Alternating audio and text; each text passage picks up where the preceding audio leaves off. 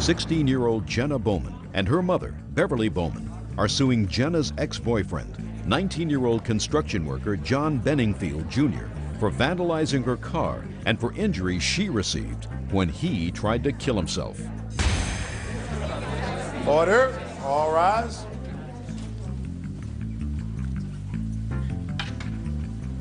Yeah, this is case number 213 on the calendar, the matter of Bowman versus Benningfield. Thank you. Parties have been sworn in, Judge. You may be seated. Sir, have a seat, please.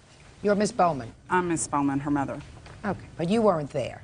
No, I was not there at the time. Why don't you Thank you. Miss Bowman, the defendant is your former boyfriend. Right. Who's going to take his hands out of his pockets as we speak. Very good. And according to your complaint, after you broke up with him, two things happened. You claimed that he trashed your car, causing substantial damage, and also in a scuffle over a knife, he caused you to cut yourself, and you want him to pay your medical bills. When did you break up with him, and where did this happen? At his home on June 27th. How long had you been going out with him? Since February. Did you tell him in person that you were breaking up with him? Yes, ma'am. At what time of the day or evening did you tell him? 7. You broke up with him on the 27th? Right. At about 7 o'clock in the evening? Right. And then I assume you left? Right. Was there any discussion at that time? No, his sister and I both left after I broke up with him. What did you say to him, and what did he say to you? We had gotten in an argument, and I was just like, it's over. I don't want to talk to you anymore. Let's just break up. Did he say anything? No, a normal breakup. I don't remember. Not like... And then you left? Right. Did you subsequently come back to the house? Yeah, later on that evening. What time? Yes. It was probably around 3 o'clock in the morning. And who did you come back with? His sister. And what happened when you came back at 3 o'clock in the morning? We went to sleep, and nothing happened. We woke... Who went to sleep? Sarah and I. Where? In Sarah's room. Okay. So you went to sleep at 3 o'clock. What happened when you got up? We woke up. What time? Maybe around 11. We were going to the hospital to visit his mom in the hospital, Sarah's mom also. Then we went to the hospital, came back around 4:30, and when I got back, I looked at my car and I noticed that it had been really bad kicked. And Where had you parked your car? In their driveway. Now, when you left at 11 o'clock in the morning to go to visit his mother in the hospital with your friend Sarah, right. Did you see your car? No, I had not paid any attention to it whatsoever. When was the last time you had actually looked at your car? And no damage had been done to it? Yeah. The day before, on the 27th. What time? 8. 8 at night? Right. When Sarah and I had left, there was nothing wrong with my car. Do you have a photograph of your car after the damage?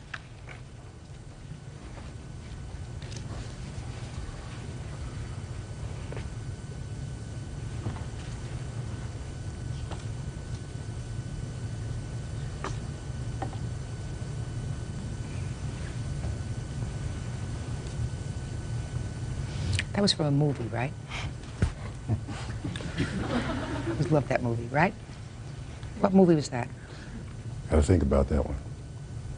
Oh, I know what it was. I know. No. I know what it was. I know what it was. Runaway Bride. It was Runaway Bride. I didn't see that one. Oh, no, that's a ladies' movie. Did you see the movie? No, man. But you know what I mean when I say look in my eyes. Yeah. Try yes. Yes, ma'am. So someone did a real number on your car. Yes, ma'am.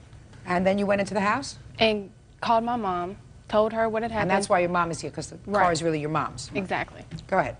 And called the police. She told me to call the police.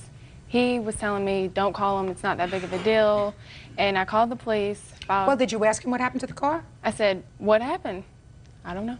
And he said, I don't know. Here. Right. And then you said you were going to call the police? Right. And what did he say when you said you were going to call the police? Don't call the police, it's not that big of a deal. And what did you say to him? I said, my mom says I have to. So I went ahead and called the police, made a report, and when I had called the police, the officer came to his house, and the officer came, I made a police report. He said, did he do it? The police officer asked me if he did it and thought I was protecting him, but I didn't have any idea. You know, I thought in my mind that he did do it, but there was no, I saw you do it. So that. Right. So what happened next? Well, after the police officer had came, he wanted to talk to me. I was really upset. I was crying. I was really upset. And I was like, no, no, no, no. You know, Sarah and I were getting ready. We're going to get dressed, and then we were going to go out that night. And we were arguing, and I don't know how it all started, but he pushed me. Sarah got up. Sarah and him started fighting, and then I got in the fight because I didn't want Sarah or either one of them to get hurt, and we were all just started a big fight, and then he started grabbing knives and was like, I'm gonna... You're lying. Go ahead. He started grabbing knives saying he was gonna kill himself. First he held it to his stomach, then he said to his wrist and everything else. All the meanwhile, Sarah and his 9-year-old cousin are both there. And after that, he had grabbed a steak knife. And he was like, I'm going to kill myself. We were standing over by the refrigerator. Sarah and his cousin were in the living room by the phone getting ready to call the police. And when he went like this, I put my hand like this, and that's how I got stabbed. So you were trying to Prevent right. him from hurting himself? Exactly. Okay. Did your cut require stitches? Yes. How many? 2. But it is 2.5 centimeters deep. My palm is numb. Half my thumb is numb. I'm still going to hand specialist to see. Ms. Bowman, I just have a couple of questions for you. You break up with this guy. He has a sister who's clearly a friend of yours. Don't you think it's a good idea that after you break up with him, you don't go back to his house and contemplate going out with his sister and hanging out with his sister so that he's aware of all these things? Right, yes. Yeah. His sister was my best friend. We had been... So what? So let his sister come to your house. Right. Do you understand what I'm saying to you? Yes. It's just not smart. Right. You know, it sort of says to him, trash to you. Right. You know, I'm going out with my friends. I'm going to go have a good time, and I don't care if you're heartbroken, and I don't care if you're miserable, whatever it is. Yeah. Just not smart. Right. Not thinking. You know, you didn't think. Right. Anything? I tried to keep the relationship between us after the incident kind of steady, so... You can't keep it steady. It was just 24 hours old. I'm talking about after. I'm talking about at the time of this incident. The breakup was 24 hours old, and you're gallivanting around town, hanging out and doing whatever you want to do with his sister and coming home 3 o'clock in the morning. I mean, I'm not being judgmental about that. Right. I'm just saying to you, don't do it in front of him, Right. because it made him mad. Right. Right? Right. Real cases, real people. Judge Judy. Jenna Bowman says ex-boyfriend John Benningfield Jr. kicked her car in a fit of jealous rage. Jenna also claims she was cut with a knife when John tried to kill himself. Let us start with incident number 2. Let's hear your version of the knife incident. Okay, well, see, yeah, we was arguing, you know, and What were you arguing about? yeah, I really can't remember. But we was arguing and stuff, and I was like, well, I'm just going to leave. You know, I'm just going to get out of here. And she was like, well, why don't you go kill yourself? Or why don't you go kill yourself? Or something like that in that Excuse area. me? In that area. And I was like, well, do you want me to? Because I was just so mad, you know, and so frustrated. What were you mad about? Just because we broke up, you know. And I did like her, you know, kind of a lot. We went out for, what, 6 months? And, you know, I mean, that's the pretty longest relationship I've ever been in. And, So you were really mad? yeah. And I was just like, okay, and I mean, I didn't have it up like this. I had it right here across my, you know, right here. And then my sister tried to stop me, and I was trying to protect the knife so she wouldn't get cut, you know, and then I don't know what happened. Next thing I know, she runs over here, and she gets cut. And then as soon as I see she's cut, I threw the knife in the sink and then helped her, you know, tended to her. Like, I got to town, you know, and started, I told Sarah and them to call 911 because I didn't know, you know, how bad it was. And then, yeah, the police came and... Well, that was the second time the police had come. Yeah, yeah. Police came twice. The first time they came For about the car. Car, yes, ma'am. And they took me. They gave me. They was going to take me to jail, but they Take you to jail for what? for assault with a deadly weapon. Because I guess she was going to press charges against me, but they ended up didn't, and then took me to rehab. Well, she with her. really assaulted herself with the deadly weapon that you were Right. holding. Yeah. Right. Right? Right. That's why they took me to rehab, to the hospital, instead of taking me to jail. Well, there's a difference between rehab and a hospital. It's in the hospital. It's rehab in a hospital. What kind of rehab? It's It's a... I was trying to think. I don't know. It's just they got a bunch of for drugs and for people that are. I guess. Well, for drugs, Yeah. right? Right. Who were you hanging out with that evening? Josh Cato, my friend. See, the 27th when her car was we supposedly did it. We was in Gap Hollow in, where is that? Elizabeth, Indiana. Elizabeth, Indiana. And we didn't leave there until like 4 o'clock in the morning. And when we left there, we went back to his house. And when we got up at his house about noon, I come back to the house, and she was like, "What did you do to my car? Why did you do this to my car?" And I'm Well, like, at the time she left the evening before with your sister, you weren't in Gap Hollow. You weren't there. You were home because she said, "I'm leaving and I don't want to talk right, about it when anymore." they You left, were home. Right, when they left, we pulled out of the driveway because he parked his truck in our second driveway, and she was parked with my sister and my cousin, and they was going to the hospital. Who do you think kicked her car? I have no idea, because his truck said 2 weeks before we moved into that house, somebody took a baseball bat and keyed his truck. Why would you tell her not to call the police? I don't remember saying not to call the police. Yeah, you did. Why would you say don't call the police? It's no big deal. I have no idea. Mr. Benningfield, you have no idea? Right. I have an idea. Let me see the estimates on the car and let me see the medical bills. These are the hospital bills. Give her the estimate, too. And this is the estimate for my car.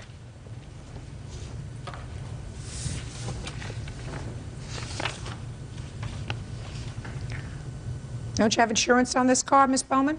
If she hit someone, we only have, Liability. because I'm a single parent, I can't afford the. That's a lot of kicking damage on that car, sir. Need really heavy boots to do a kicking job on a car like that. Ms. Bowman, what caused you to break up with the defendant? Because he was controlling and he was mean, and every time I went out with his sister, I get yelled at when I came back. How old are you? 16. How old are you? 19. Did he ever use any drugs in front of you? Well, okay. Answer the question. The Okay. answer is yes or no. Yes. What kind? Xanaxes. Can I tell you something? He was taking Xanaxes the day that this What is happened. Xanax? Xanax is a, Depressant drug. right, for, People that get panic attacks. right. How long have you been taking medication? Like, just pretty much the time we was going out. Is that by a doctor's prescription? No, ma'am. What? Yeah. You take that on your own? Yeah. Where do you get it from? Just my friends, people I know. These people that you know, I assume with medical licenses, know how much to prescribe for you? They wasn't prescribed. She's making me look like the bad person. She took them herself. She's done everything that I did, she's done. Mr. Benningfield, the problem is that you caused some damage. I didn't do that. Oh yeah, you did. Oh yeah, you did. There's no question in my mind that you did. And there's also no question in my mind, but for the fact that you had taken this knife and were using this knife in a way suggesting that you were going to harm yourself, she wouldn't have gotten stabbed. Now, whether that was a result of taking, try to pay attention. You're 19 years old. Trust me, you don't know everything. You think you know everything. Maybe you think he knows everything. You think you know everything? But for the fact that you probably are operating only on partial cylinders because of this medication that you're taking, sir, you reacted to her breaking up with you in a way that was off balance. Now, am I saying to you that she did the right thing by going out with your sister and still having a relationship with you? The answer is no. I think she acted like an immature 16-year-old. And your chronological age is 18, right? Right. Translated, probably about 9. And that's what 9-year-olds do when they don't get what they want. They hit, they scratch, they mark up somebody's walls, they do a whole bunch of things. She had the police involved. She went and she was going to press charges against me. And I had to go up to Sellersburg Police Department to give them a statement. They said they couldn't do nothing. She supposedly gave them all kind of, witnesses that I supposedly admitted it to them. But them same witnesses, when the cop asked them, did he tell you this? They was like, no. I don't care what they said, sir. I'm telling you, you trashed her car. You want to know how I know you trashed her car? Because I can see it.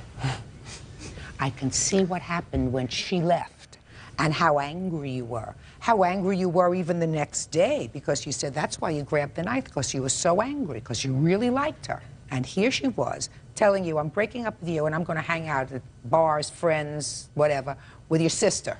And I'm leaving, bye, and she leaves you there all by yourself with your medication and your friend.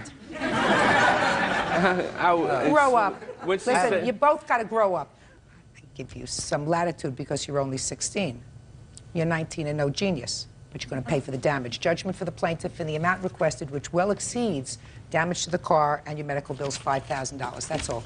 Parties are excused. You may step out. I think it was a great decision. It's crap that she can see these things. 2 girls told me he kicked my car and that he had a new girlfriend, but I wasn't worried about the new girlfriend. It was just a coincidence. We was trying to work everything out when all this was going on, and then I just got tired of waiting, and I started with this other girl that I know. Finally now, she knows, we all know the truth. And then she found that out, and then this one, all this, she started suing me just to try getting money, because she's for money. Don't date psychos. And now the next case. All parties in the matter of Merrick versus Black. Step forward, please. 19-year-old salesperson Kathleen Merrick is suing her former friend, 19-year-old college student Catherine Black, for the return of a snowboard. All right, Miss Merrick, you and Miss Black used to be friends. It is your claim that you loaned her a snowboard. While you were friends, you're no longer friends, you want it back. She said it was a gift, right? Yes. That's what this is about. When did the snowboard leave your possession and go into her possession? About a year ago, around this time. Tell me how that happened. We were friends, and she wanted to go snowboarding, and I had an extra snowboard, so I lent it to her. Where'd you get an extra snowboard I had from? 2 snowboards. From where? My mom bought them for me. I had No, that's not true. Your mother did not buy both for you. I had 2 snowboards at my house. I have I didn't ask you whether you had 2 at your house. I said to you, where did you get them? And you just said your mother bought both of them for you. That's not true. One your mother may have bought for you. Where did the other one come from? The other one was purchased by my mother too. Where did the other one come from? At first she bought one and she went snowboarding and she winded up doing something on the mountain and it broke. So her mom sent it away, and while her mom bought her a new one, while it was away, it shipped away. And by the time they got it back, she already had her other one. I'm going to read you from your answer.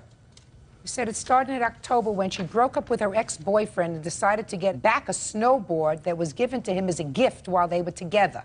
Did you forget that you wrote that? No, not at all. We went and asked his younger sister to go up and get it without him knowing. Once we got it in the car, she decided she had no use for it. Doesn't that sound familiar to you? Yes, Your Honor. So according to your answer, she had given the snowboard to an old boyfriend as a present. When they broke up, the 2 of you went and took it back, right? Yes. And he wasn't there at the time. He got in the car and she said, I have one already, so you could have this one. Yes. I'm so glad at least I had my story straight. Does that sound familiar to you? Yes. We went to go get the snowboard back from the person's house, and I had the snowboard, and I lent it to her to use because we were going to go snowboarding together. Your Honor, she gave it to me as a gift because... Get out of here. Parties are excused. You may step out. Now, this is case number 244 on the calendar in the matter of Nickerson versus Monk. Parties have been sworn in, Judge. You may be seated. Ms. Nickerson, the defendant is a former boyfriend of yours, and it is your claim that he purposely totaled your car by smashing into it. This was after he had ceased to be your boyfriend. Right. Mr. Monk does not deny that he did, in fact, smash into your car, but he has 2 defenses. One, it was that it was really just an accident, and second, that you should have had more insurance. Right? Yes. I just wanted to make sure I got it right. When did he cease being your boyfriend? That night. It was a good answer. When did this happen? August 7th. Where were you? I was at a friend's house. Male friend? Yes. About what time? About 7, 8-ish. He came over. He followed me. What happened? He knocked on the door, and my friend said, I think your boyfriend is outside. I said, oh, no, quit playing. And then he got more furious. Aisha, if you don't come out here. And so I finally... You mean the defendant got more furious? Yeah. He started yelling my name, and I was paranoid. And then I finally opened the door, and I came out there, and he was ranting and raving. What was he saying to you? Oh, it was belligerent. What was he saying? Oh, you know, how could you do this to me? Why are you here? Yada, yada. And what did you say to him? You know, I just said I was over a friend's house. By this time, I'm mad because he's embarrassing me at my friend's house. So I was getting upset with him, and I told him none of his business. And then he got more upset. Then this is in the back of the house, and then we're walking. He threw someone's garbage can on the ground, and I'm paranoid. Then I got on my cell phone, and I called the police because he was getting violent. He was getting in my face. He was getting in your face, and he threw somebody's garbage can? Yeah. Go ahead. Then we proceeded to the front where my car was parked, and his car was parked on across the street. Okay, and then we were arguing, and then he got in his car. It looks like he was going to take off and leave, but I guess the devil got in him. And so he did a donut and he sped and totaled my car. 360 turn and totaled my car. What kind of car did you have? A 2001 Corolla Toyota, 3 months old. My first new car. Okay. You have a different version of what happened? Yes. I'll hear you. First of all, we were still together on that day when. Okay, you were still when together. the thing happened, yes. And I did not follow her. I was not following her. I was on my way somewhere else, and I just happened to pass by that area, and I seen her car outside the home. How big an area do you live in? What do you mean? You live in a city or? Yeah, it's a town. It's a town. How many people live in that town? I don't know, a couple thousand, about 50,000. So you're just around 50,000. So you just happen to be more, going down more. that street. Yeah, I was going down that street. Okay, go ahead. Where I was going, I was passing that area. I got you. But anyway. Believe me, I got you. Go ahead. Anyway, so I see her car there. So I was on my way to do something, so I continued to do what I was doing. I called her cell phone. When you said you saw her car there, was it parked in the street or in a driveway? Yeah, it was parked on the street. The street I'm going down, if I look that way, I can see her car parked right there. And I know her car, and I know that she knows people that stay in that house. That's why I knew it was her. Ah, there you go. Okay, go ahead. So anyway, I proceeded to call her on the phone, and she didn't answer her phone, so that made me suspect something even further. So after I finished doing what I was doing, I came back over there, and I knocked on the door. Nobody answered, so that, like she said, that made me more mad, and I was getting restless and upset. So I was calling her name out, and finally she came out. We got in a heated discussion. Things were getting too hot, you know, I was getting too upset, so I jumped in my car and I proceeded to leave. My car was parked opposite of hers on the other side of the street.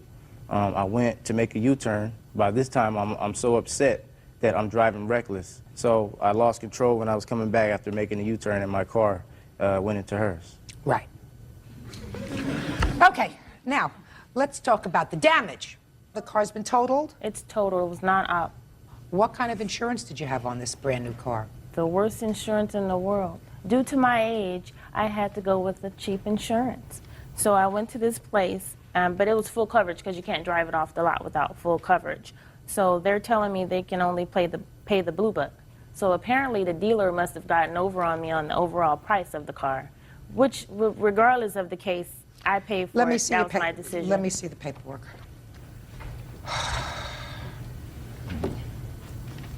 How old are you? 24. So, according to this letter from the insurance company, they're prepared to give you $14,541. Right. And did you have a loan on this car? Yes. And what was the total loan amount on the car? $19,100 something. Who went with you to buy this car? He did. Did you shop around at all? Yeah. I was shocked I got approved. I was happy. It had a nice steering wheel. A nice what? Steering wheel.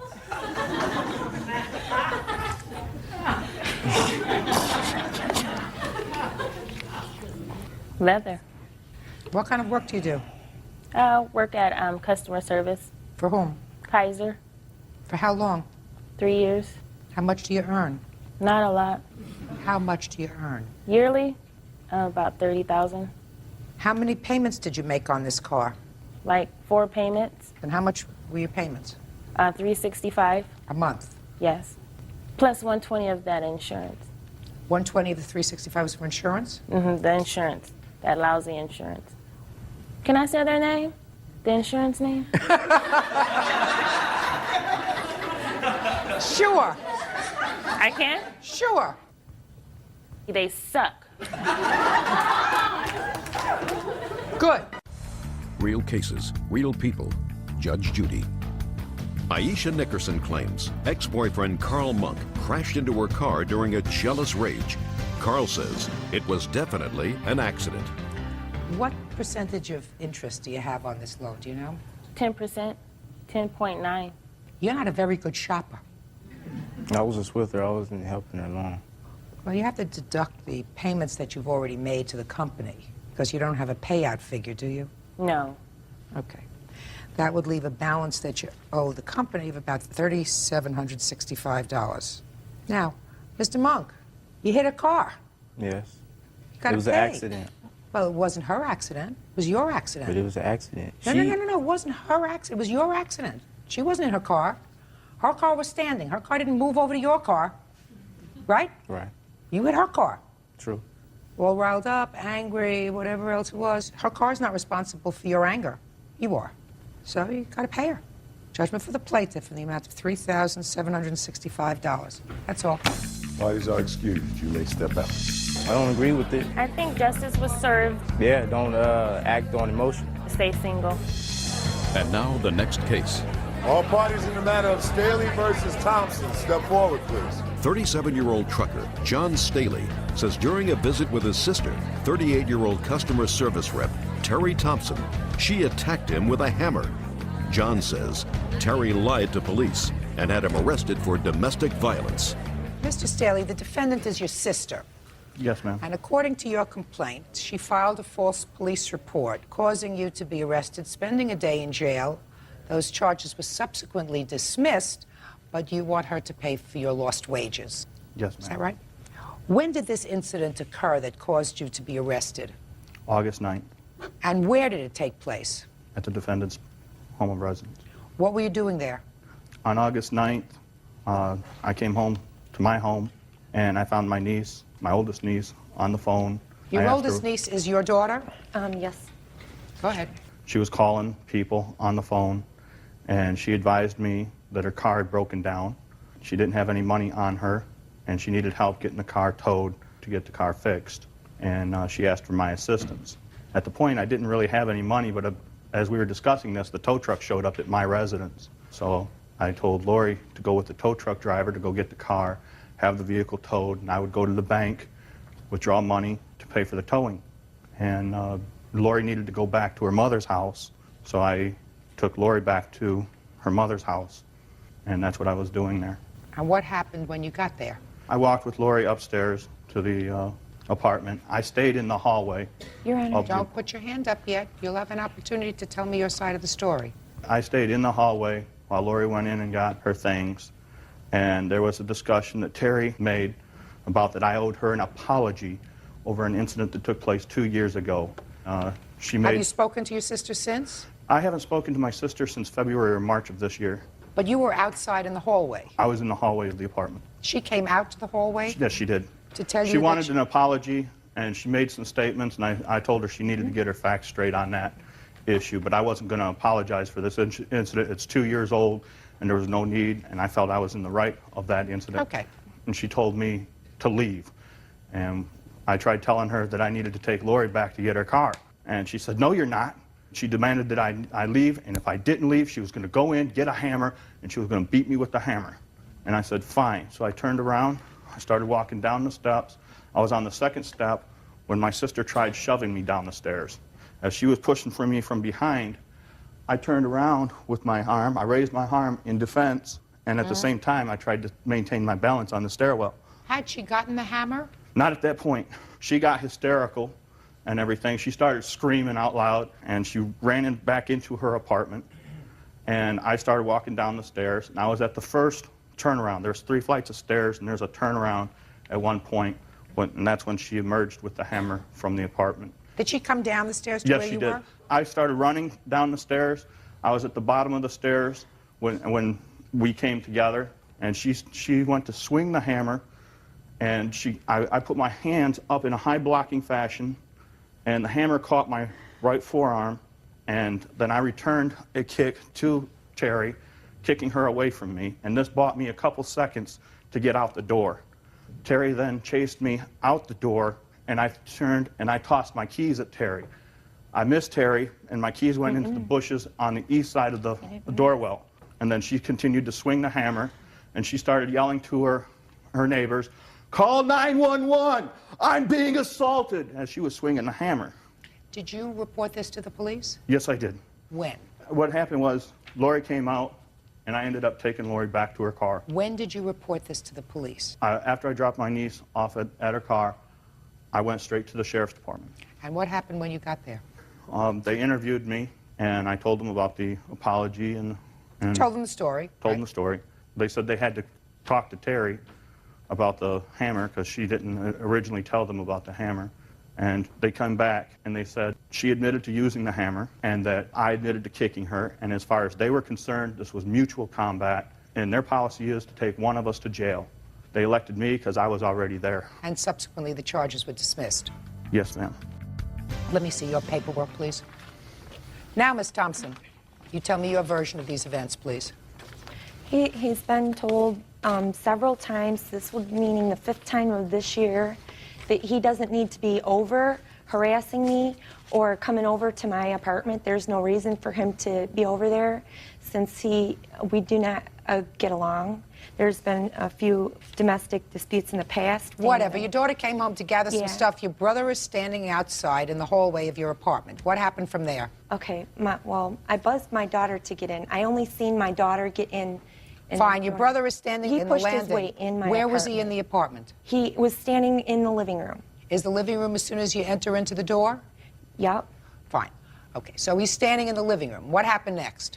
He was trying to say hi, and he was being very much agitating and aggressive. And I said, why are you here? You know, you don't get along. We don't get along. What did he tell you? He was very much trying to say hi, No, very Ms. Thompson, jumping up and down. Ms. Thompson, pay careful attention to me. Okay. He was there because he had brought your daughter there, right? He could have waited in the car. Just a second. Answer my question. Yes. He was there because he brought your daughter there. Yes. And he was waiting for her. No. He took her back to get her car. That's correct. Right. She got her things, and eventually, after this altercation, she left with him. Is that right? That's correct.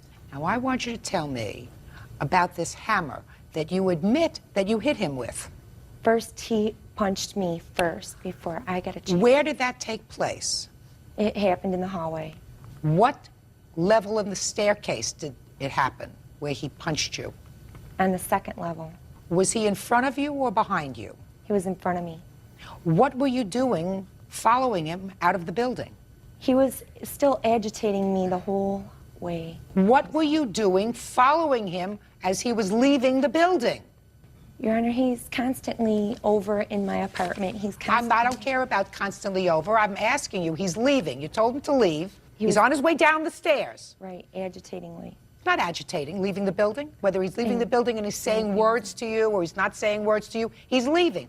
If he was agitating you, you close your door to your apartment, you say, my goodness, I'm glad he's out of here. You close the door, case closed. What were you following him for? To make sure I didn't want him to come back. Oh. When did you get the hammer? I got it out from my closet in my apartment. What did you call the police for? I've constantly called the police. No, I don't care constantly. What did you call the police for today, that day? Because he was over again at my apartment harassing me. Miss Thompson, was your daughter moving out of your apartment? Is that why she came over? No, she just wanted one thing, a paycheck. She was in there for a second and out. So she just came home to get a paycheck, right? Right. When did she tell you that she was just there to get a paycheck? She didn't even bother telling me. She walked in the door and you said something. He followed her up. When your daughter walked in the house, okay, did she tell you what she was doing there? No, first she said, John is behind me. Fine. And then he pushed his way in. And then she went to get her check to get him out of there. That's not why she went to get her check. That is not why she went to get her check. She came to the house because she had to get a check. She asked him for a ride. He was not there uninvited by someone who lives in your house. Does your daughter live with you? Does your daughter live with you? No, she doesn't. Did she live with you then? No. Okay, but her check was in your home? She came over to visit me, and the check was in her pants pocket, and she came back to pick up her check. So she leaves clothes in your house? There's times she visits. So she leaves clothes in your house? Yes.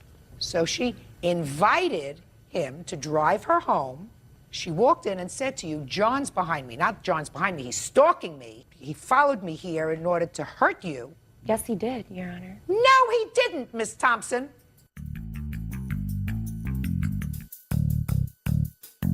Now, Miss Thompson, you told him to leave, and he was leaving.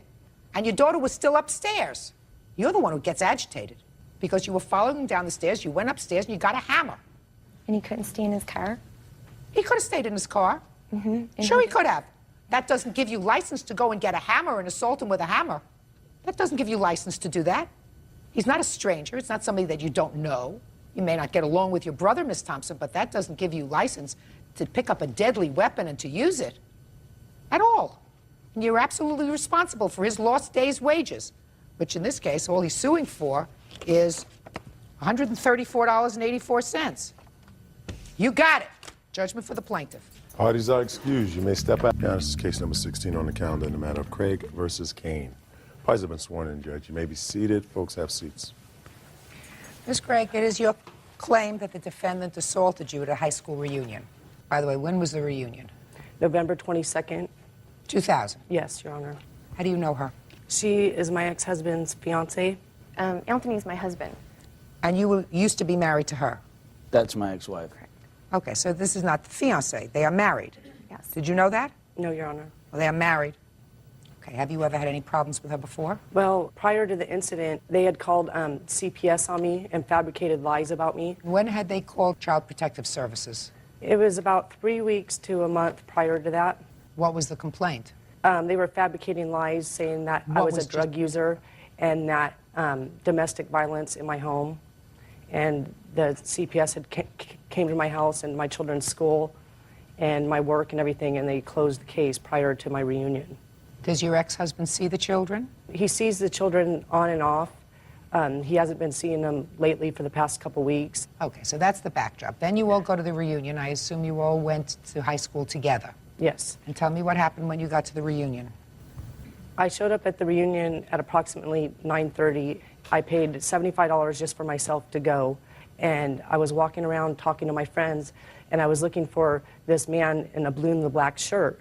I remembered him from 10th grade. I wasn't sure of his name, but I was asking numerous people, where's this guy in the blue and the black shirt? Because I just wanted to dance and have a good time. Well, I walked outside on the patio to have a cigarette. I looked to my left, and I saw him sitting at a table.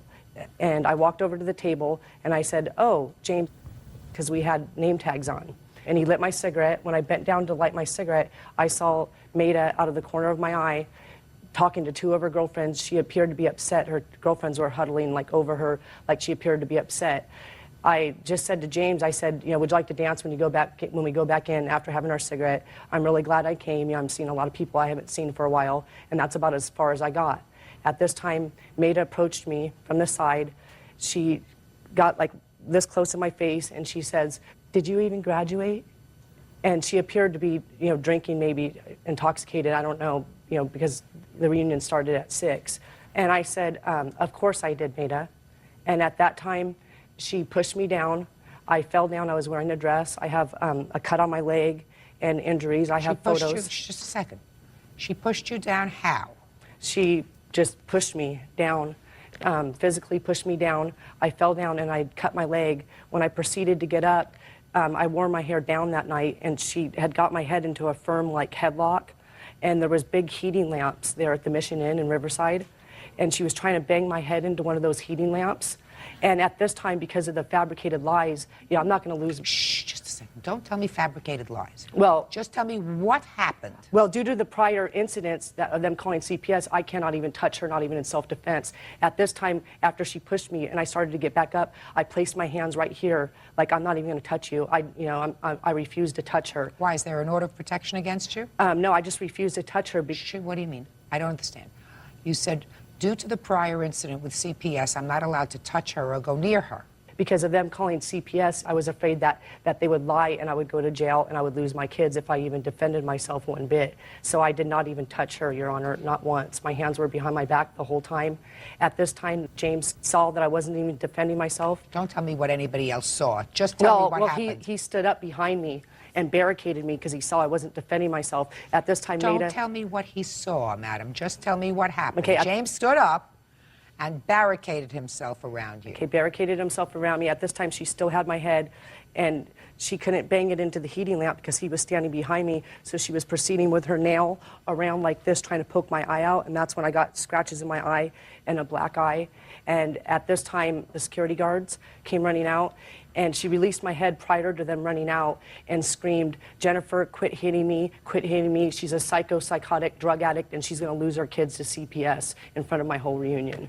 And at that time, I ran because I was in such shock to go find my purse to call the police on my cell phone. Police came. There was a police report made. I left in the ambulance and went to Riverside Community Hospital. Okay. Do you have a copy of your medical report and any photographs you want to show me? There's the medical report. Did you want to see photos? Yes. Medical bills.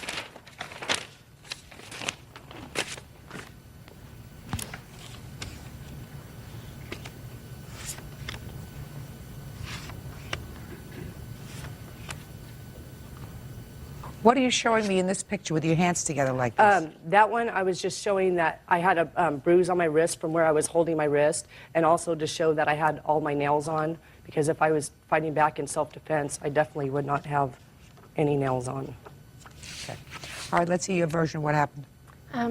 It was the night of, I believe it was November 25th, at my 10-year reunion, when I was out on the patio with my friends. We were at 2 tables.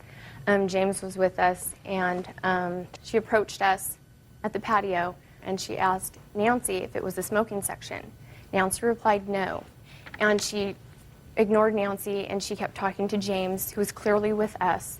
When I got up to leave the premises is when I made a comment about, because I was shocked that she came because she didn't graduate from Norco. She didn't walk in commencement with us. And when I walked out, I made a comment about her not graduating from Norco High. As I was leaving, she pushed me. How did she push you? She just pushed me. You didn't fall over or anything? No. She just pushed you with her hands? Yes. Go ahead. And so I've seen her assault other people, and I was scared, and so I reacted, and I grabbed her by her hair, and I held her against this pole so that I could secure myself. And when she was kicking is when I had to use my left leg to protect myself from her right leg. When Michelle went and got the security guards, that was when they split us both up. She was kicking and screaming, yelling, I assaulted her, which is when she called the police and took the ambulance. Real cases, real people. Judge Judy. Jennifer Craig says her ex-husband's new wife, Maida Kane, assaulted her at their high school reunion. Maida says Jennifer started the fight. Ms. Craig, did you in fact graduate from this school? No, I graduated from Buena Vista because I went to cosmetology school also. Just listen to me. You did not graduate from this school. No. So what were you doing there at a 10th year reunion? I went through Norco High through all my high school years except for my senior year, and I thought about it and I wanted to go. Did you know that they would be there? No, Your Honor, I did not know. Well, did you know that they graduated from that high school? I knew that she graduated from the high school, but I didn't know that she was attending the reunion. If I would have known... But you knew that she went to that high school. Right, and so did I. You're not listening. You knew that she went to that high school so that there was a chance that she would be there, right? Right. So it was really rather foolish of you to put yourself into that situation where there was clearly recent hostility with regard to the children and your former husband and his fiancée. I don't understand why you even put yourself in that situation. It's really kind of foolish to do that. You don't agree with that? Well, Your Honor, I wasn't sure whether they were going to be there or not. Even if you suspected. And I didn't want to miss my 10-year reunion. And I don't. It wasn't your reunion. Yes, it was, because I knew a lot of people there that I went to high school with. And I didn't want to miss my 10-year reunion, and I don't... You keep saying 10-year reunion. It wasn't your 10-year reunion. You didn't graduate from this high school. I can understand you wanting to see people that you went to school with. But as opposed to going there with these people who you had a recent problem with, and you suspected that they might be there because you knew she graduated from there, smart would have been to say, I'll see them at some other time. Did you, in fact, when she came up to you and said, did you graduate from here? I didn't know you graduated, which is something you didn't need to say. It was a gratuitous dig, right? Yes. Unnecessary. All you have to do is walk out, right? Correct. Were you there? Yes, I was. Step up. Were you 2 people there? Yes. Then I don't need the husband. Sit down. I'd rather hear from you. Tell me your name. Nancy. Nancy what? Farrell. Miss Farrow, you were there from the beginning? Yes, when we were outside on the patio and she approached us. Tell me what you observed. Me and Michelle were standing at the chair, or at the table. Maida was sitting down. James was at a separate table by himself next to us. James, the blue shirt. The blue shirt guy. And I was kind of bent over talking to Maida when I saw Jennifer approaching us. And she walked up, sashaying, "Is this the smoking section? None of us are smoking. We don't smoke." I said no. Telling her, like, "We don't want you here. Get away." So she still came by and stopped and talked to James. And then that's when Maida got up and made the comment. No, don't. Let me hear. Come on. Let me hear the whole thing. Well, Maida got up, walked by her, and made the comment about, "You didn't even graduate," or "Did you graduate from here?" And that's when Jennifer pushed her, and then that's... How did she push her? Just, you know, not like to knock her over, but she touched her. And so that was enough to make, I guess, both of them upset, and they just... Oh, it was enough to patted make... each other. It was clearly enough to make the defendants upset. Yes. And then she reacted. Correct. You think, Ms. Kane, that you overreacted? I don't know if you can overreact when you're scared. Well, being scared is one thing, but you precipitated this. I was holding her to defend myself. No, from someone why were that you I defending believed is yourself? She violent. pushed you. Show me how she pushed her again. Right. Didn't fall over, nothing happened. But according to you, you know she's a violent person, so you defended yourself. And you defended yourself by throwing her into a headlock and punching her a couple of times. No, I was holding Punching her a her. couple of times. Evidently, she fell down. I mean, she has bad bruises over here on her leg. What? Can I say something? Sure. Why About don't this you whole both sit about down? the whole thing and how it started. Sure. If I may. Okay. With regards to what Jennifer was saying about me calling CPS on her and having absolutely no reason and fabricating lies, I'd like to touch that real quick. Maida and I went over to drop my children off after he had them a whole weekend on Sunday. We pull up, and she's out in the front yard with her boyfriend, the father of her child, her other child, kicking him, slapping him, slamming his car door on his face. And I told him and her that I wasn't going to leave until she let him go, because obviously he wanted to leave. She wasn't going to let him. At this time, my 2 children are standing in the park with 15 other kids that live in that complex, watching this whole thing go on. That's where the understanding comes in. The minute she raised her hands, I wouldn't expect anything less of my wife than to defend herself against somebody that's violent like that. Not only that, but there's been lots of violence throughout the whole time that we've been separated and the whole time that I was married to her. A lot of violence. That may be. Your wife should have kept her mouth shut. Well, that's true. Okay. What made you think that there was drug use in the house? My kids have both mentioned smoking and unfamiliar smell. My son's very nervous. He's 9 years old and he's still soiling his underwear. I have a tape, we have here audio, of Jennifer actually calling the house and having my daughter get on the phone and ask where the child support is, the child support money's at, telling me she's going to come over to my house. And then actually that night we did tape that. She did come over and she kicked my door in. Sounds to me as if these kids are not seeing very good examples Well, set. we Where have was the the tape child if support? you'd like to hear it. Where was the child support? The child support was pouring in at $800 a month. I'm only $10,000 behind on my child support, and I've been paying child support for 3 years. $10,000 is a lot of money. It is, and I agree with that, and I'm paying it back as well as still paying currently. Why did you fall $10,000 behind the child Well, support? what happened was I changed careers and I dropped down to making a very low amount of money that would barely keep me going. I gave her what I could, and I went to court. How long ago did you fall behind? This was 2.5, 3 years ago. In the past 2 years, have you been current in your child support? Yes, I have. They take it out of your salary? Yes, they do. Your Honor, can I just say something regarding about that incident when he was saying that I dropped off the kids? Go ahead. Okay, prior to when I was moving in that night, I had some friends moving me in, and they came to drop the kids off. Well, Joe, my boyfriend, was outside talking to them. I walked outside to see where he was. At this time, Maida flips me off, and I was like, what's up with that? And they're sitting there saying that I'm harassing them, starting a fight with them. I didn't even do anything. So you're telling me you didn't have a fight with your I boyfriend? didn't even do anything. No, Your Honor. No, listen to me. You're telling me that you didn't have a fight with your boyfriend? No. I'm not sure if I believe that. I didn't. I'm not sure if I believe that. And when I walked out, she had flipped me off in front of my children. Maybe she did that, but I'm not sure that you didn't have a fight with the boyfriend. No, Your Honor. Mm-hmm. Ever smoke marijuana in your house? No, Your Honor, I do not. I smoke cigarettes, and that's it. See, prior to this... Shh, don't say see. He had... Shh, listen to me. Is what you're telling me that you've never smoked drugs in your house?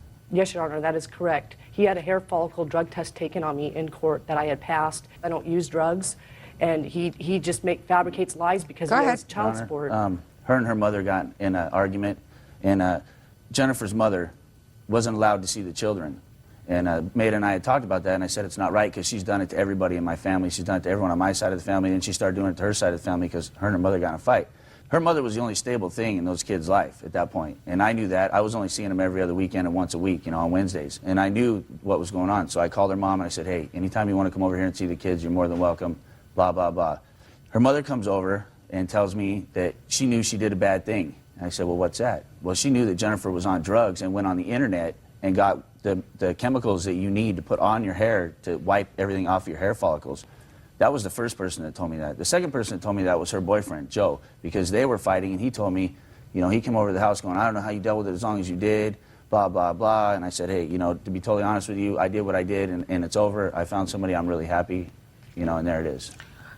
Mr. Kane, just keep a close eye on things. Do you understand me? Yeah, I understand. Good. That's all. That's all I'm going to say. All right, now I have to get to this claim. Ms. Craig, let me tell you what I believe. I believe that the defendant said something that was totally unnecessary to you when she said either, I didn't know you graduated, or did you graduate from here? It was a gratuitous dig that was pretty stupid. I also believe that you pushed her after she said it to you. Oh, yes, I believe that you pushed her. I don't believe that you hurt her. I believe that you, as indicated, pushed her. Did you have a right to do that? No. Did you hurt her? No. And was her response to being pushed consistent with the threat? The answer is no. Okay. You overreacted, and you can't do that.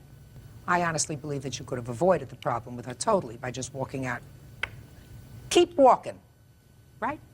Said not a word. You didn't do that. She's not responsible.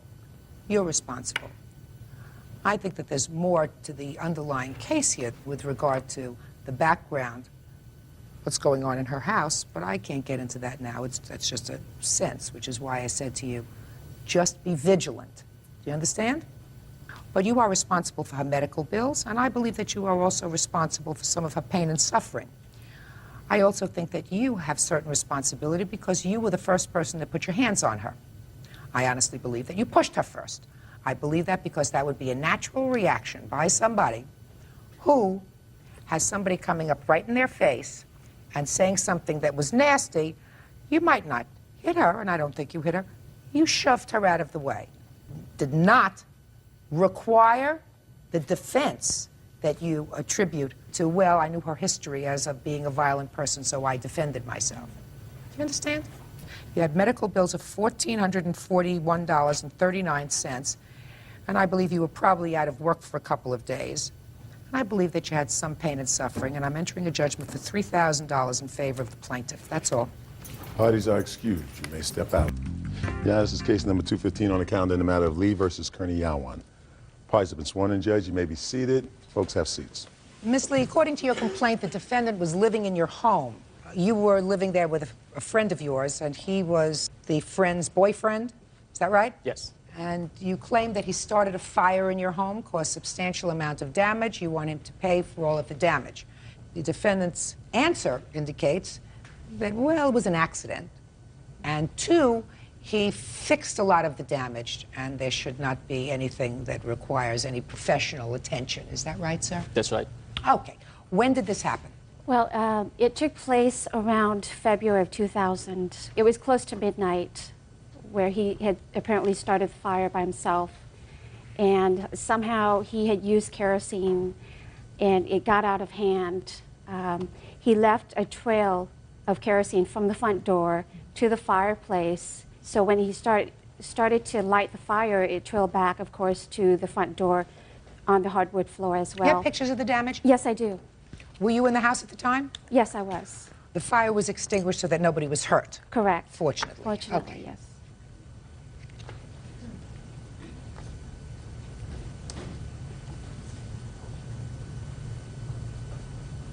What's this dollar bill doing on your floor?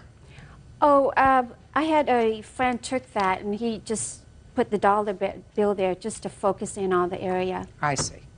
I assume that's the ceiling, smoke on the ceiling? Correct. Okay. Why did you light a fire with kerosene? Well, Oh, no, well over here. Okay. Well is not an answer. That's actually the part that is not true. I didn't try to lit up the fireplace with the kerosene. How did you light the fire? Well, okay, the truth is that I think it's about on June last year, and it's not on February. You needed a fire in June? Yeah. Was it very cold? June 31st, yeah. It was very cold. Where do you live? In Seattle. Even in Seattle, it's cold enough in the summertime that you have to light a fire? Yeah, sometimes. Sometimes it can get really cold, yeah. And I noticed at that time also it was raining outside. What time of the day or evening did you light this fire? Well, that's the thing that I'm not quite sure also. I have already totally forgot about this whole incident. How many fires have you lit in your life that caused damage? Yeah, that's... How many is my question. This is the first time. Then I would remember it.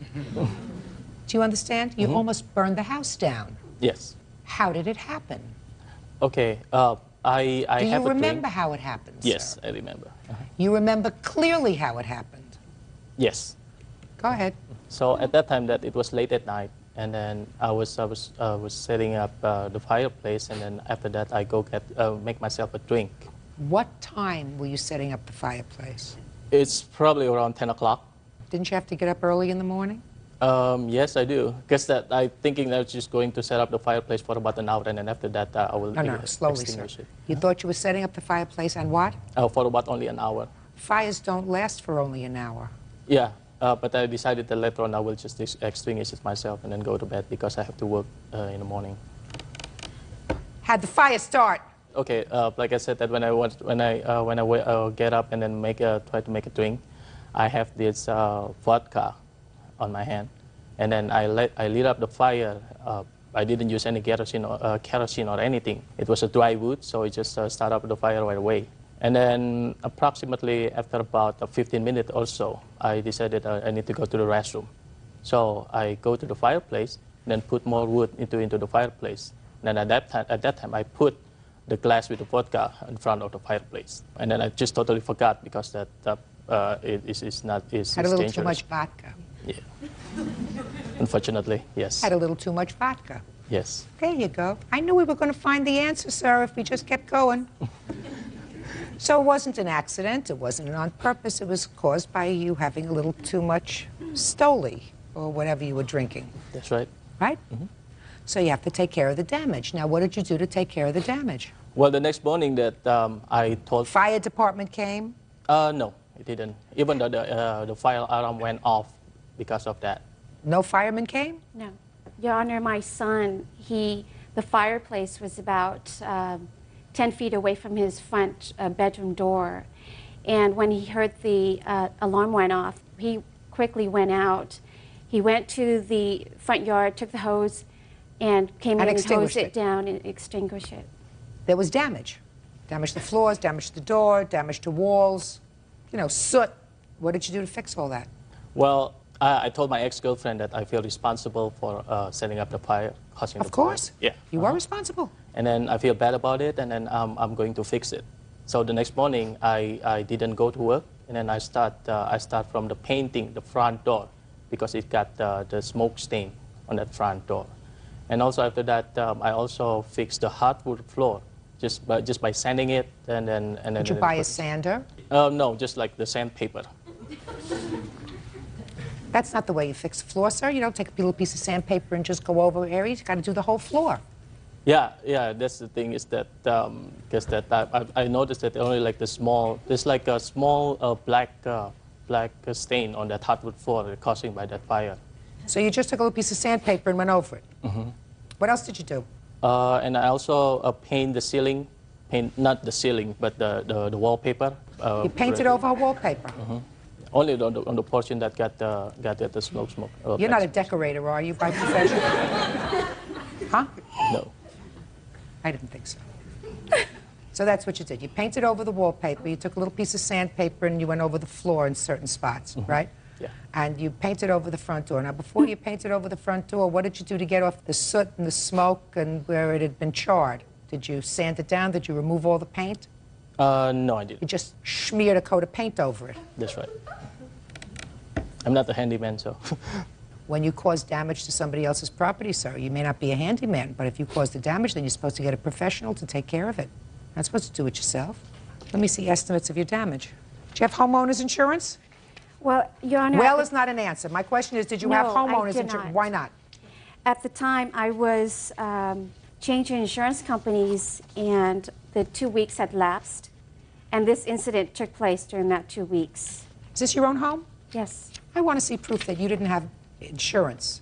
I want to see proof of that, because you're not going to collect twice. Do we understand each other? Yes. I'm really smart.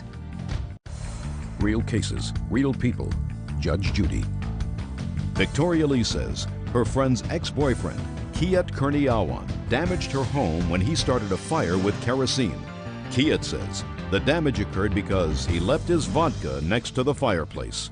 Now, we're going to bring me something from your insurance company indicating a lapse in coverage at a particular time. Do you have that information? Yes, Your Honor. I managed to get a letter from the insurance company, as well as a copy of my current insurance, which will show that I started a new insurance as of July 13th, 2000.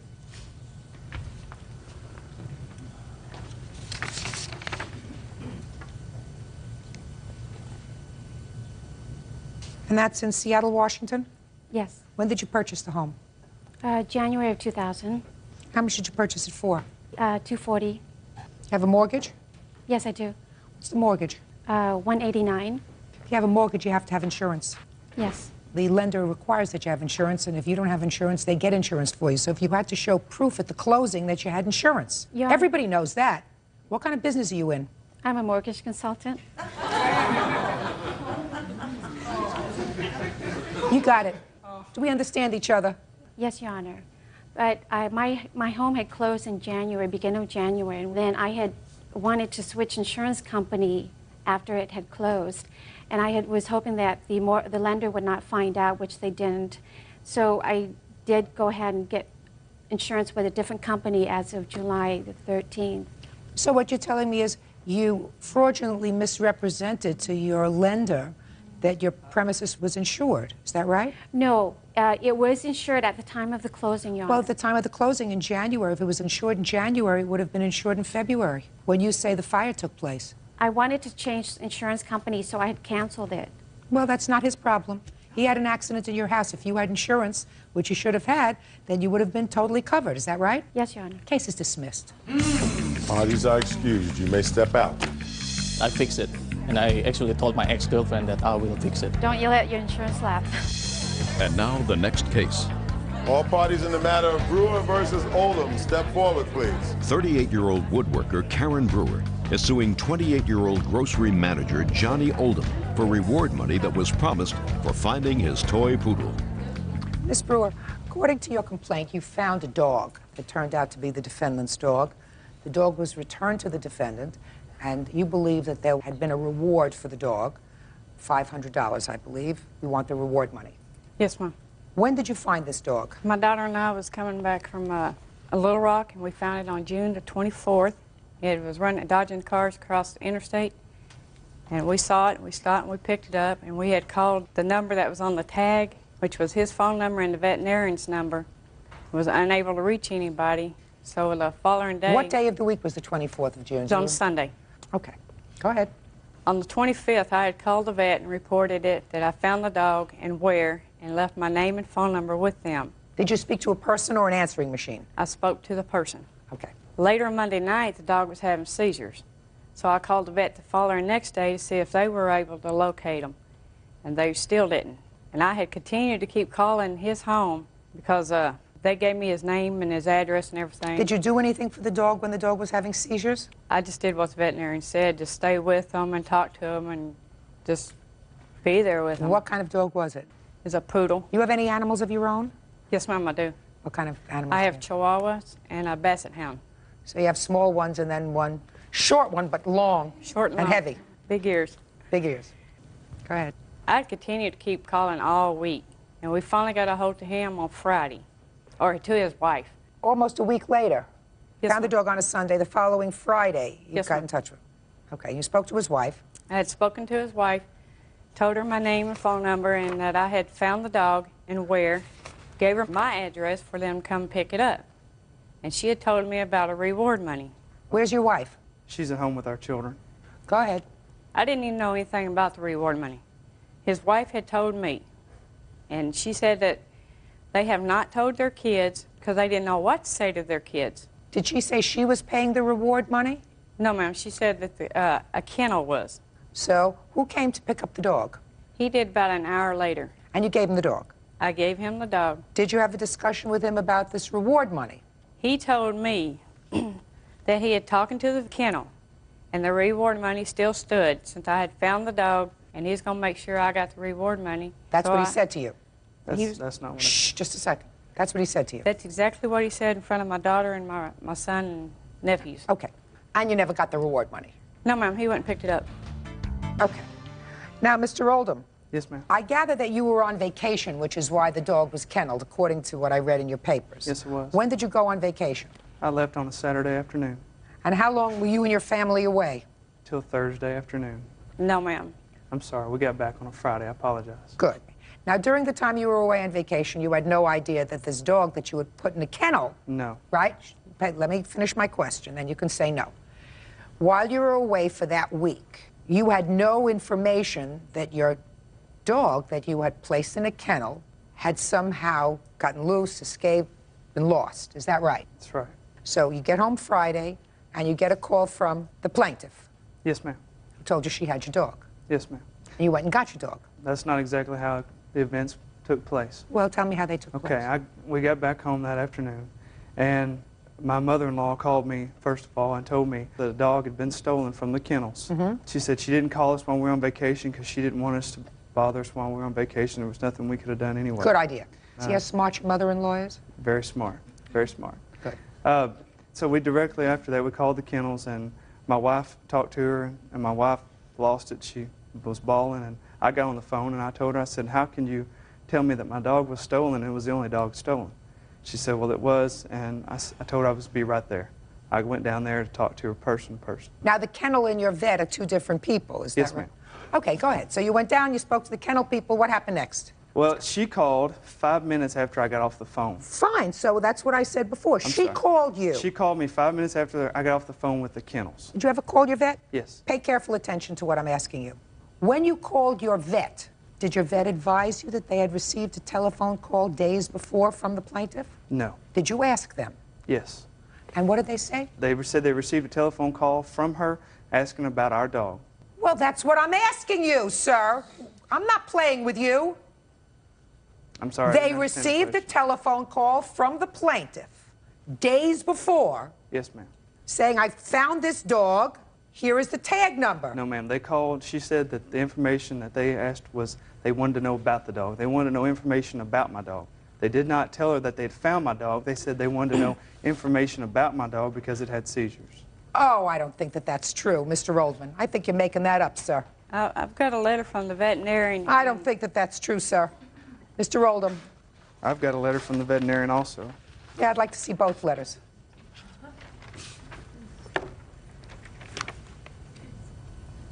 It's just showing my dog. Shh. All right. This is a letter dated July 27th. Just save me a phone call because I'm not stupid. This is what he's going to tell me if I call. I had a phone conversation about a month ago with a lady who had found a poodle on Interstate 30. She was attempting to find the owner of the dog and reported that the dog had seizures. The dog had been vaccinated at our clinic, and she had obtained the name and phone number of the owner and stated that she attempted to contact him. This is from your vet. Okay. Yes, ma'am. Ah. Now, did the kennel pay you any money? Yes, ma'am, she did. How much money did the kennel pay you?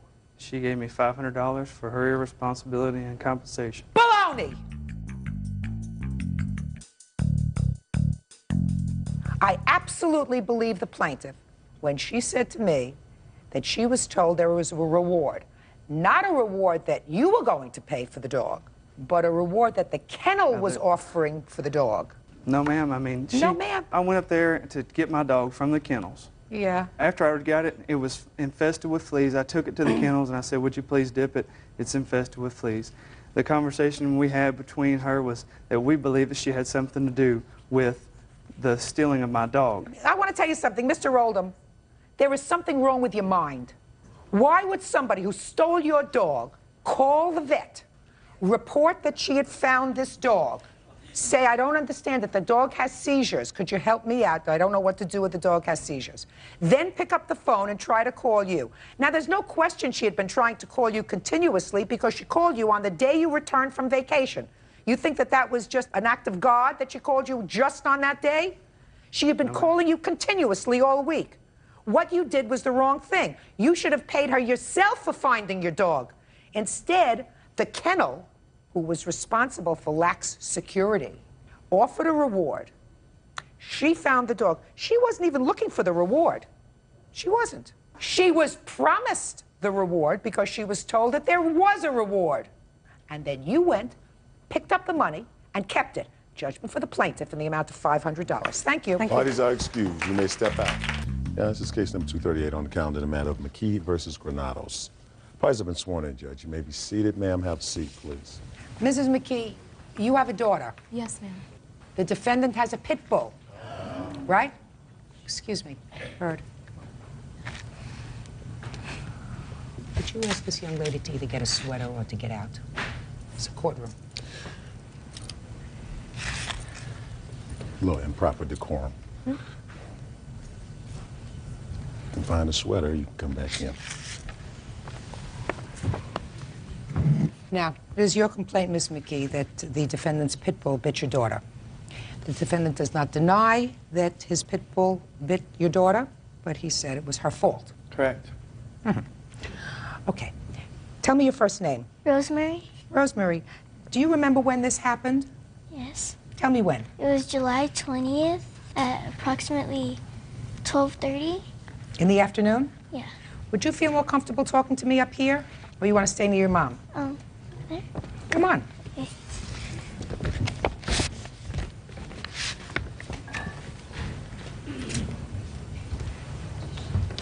Okay. Drop your papers. Want me to hold them for you? Yeah. Okay. Now, July 20th, where were you?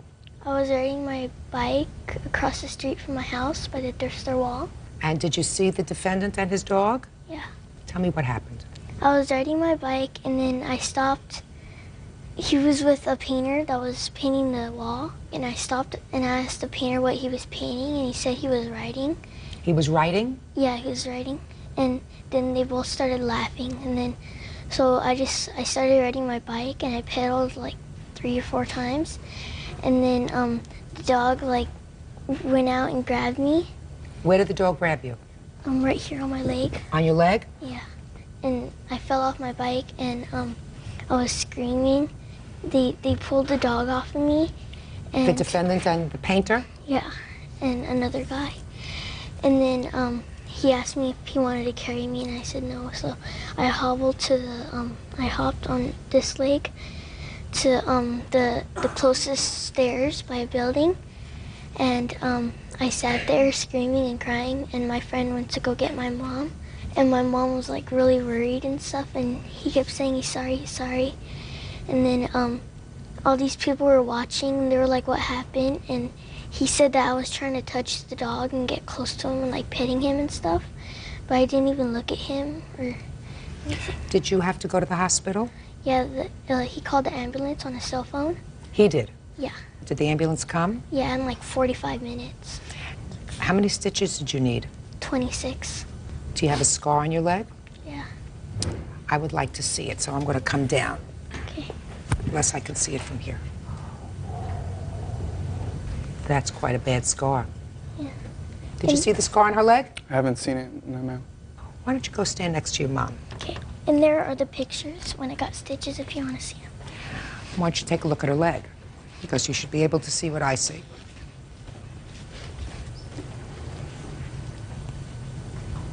Okay, Mr. Granados, I read your answer. Why don't you tell me your version of what happened? It's pretty much the same story, Your Honor. Besides that, she did try to pet the dog. How did she try to pet the dog, Mr. Granados?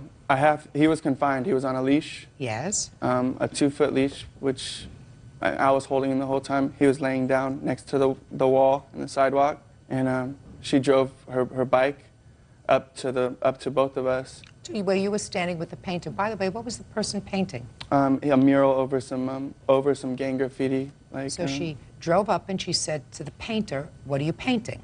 Correct. Did anybody answer her? I believe my friend answered her yes. And what did the friend say? A mural. Is that what he said? He said it's writing. Writing. Yeah. At what point did she attempt to pet the dog? Prior to that, she had rode her bike back and forth. So I really don't know exactly how many times she rode by, but around right after she had talked, it happened really quick. No, so. I'm trying to picture this in my mind, sir. She's on her bicycle. Okay. She's a little girl on her bicycle. Correct. See, if she was attempting to pet your dog, then the bite would have been on her arm. If she was on her bike, pedaling away, that is consistent with the injury that she has, because it's a bite mark to the back of her leg. So you explain to me how she was bitten when she attempted to, much better. Sit down. I'll explain When it to you. she attempted to pet your dog, explain to me how she was bitten. Okay. She was sitting on the bike. She reached over her bike to pet the dog. Her leg is closer to the dog than her arm is. She never got a chance to actually pet the dog. I had him on the leash, though, so I pulled him away like, no, because I was surprised that she was actually trying to pet the dog. Why? Because she didn't know the dog. She didn't know if it's a, I have a, Okay, he's a so big you dog. pulled the dog away. I pulled him away. Right, and then she went to pedal away. No, that's not how it happened. Well, if you pulled the dog away, how did she end up with that scar on her leg? Like I just said, when she reached over to pet the dog, he snapped at her. He bit her. Good. Whose fault is that? I believe it's her fault because she shouldn't have been trying to pet the dog. I had him on the leash. So I don't believe she was trying to pet the dog, sir. I don't believe you. Don't believe you this much. Real cases, real people. Judge Judy. 10-year-old Rosemary McKee says she was bitten by Damian Granado's pit bull. Damian says Rosemary startled the dog. She's on her bike. The injury that she sustained is totally consistent with the story that she tells, that she stopped, asked a question, and you and your friend laughed, and then she was pedaling away. She was pedaling away, and your dog just went for her leg. I don't buy this leaning over to try to pet the dog. If she's leaning over to try to pet the dog, that dog would have bit her on the arm, her hand, not the back of her leg. It's totally inconsistent with common sense. Were you there? No. So what are you doing here? I came to pick the dog up. I'm a roommate. You came to pick the dog up from where? From the scene. So? I had called her because I had called the animal control people right after I called the paramedics. Yeah. Because I was scared, I was scared. I didn't know what to do with the whole situation. So I called the paramedics first, and I called the animal control, and they said, come remove the dog. I mean, she didn't try to torment your dog with a stick. She didn't kick your dog. No, she didn't. Even if I believed you, which I don't. She didn't try to torment, she didn't kick, she didn't scream, she didn't yell, right? No, I think the bike actually is what scared the dog. Well, that's what's in the street. Bicycles, cars, things. You know. Yeah, If you have a pit bull, then you get a muzzle. If you have a pit bull, you get a muzzle. Aren't there other breeds of dogs that perhaps you might be interested in? Well, the animal control people said it's not safe to have your muzzle on a dog because it restrains his breathing, and he's never had any prior attacks, so I had never... Now he has had one. She has to be compensated. She's got a scar that's going to last for the rest of her life. Correct. Yeah? So Correct. What kind of compensation did you offer her? Did you offer to pay her medical bills? Yes, I did. I called the mother after. I gave her all my information, my phone number. Is that true? No, ma'am. He has never called me. You mean from the time this incident happened in July and your daughter was taken away by ambulance, he has not called you to inquire as to how she is? Yes, Your Honor. He has never called to any concern at all, other than the fact that his pit bull might be put to sleep. That was his only concern. Well, how did he relay that concern to you? He was just about crying while he was on the cell phone while we were waiting for the ambulance. After that, after your daughter was taken away by ambulance? He has never called. Still have the dog? Correct.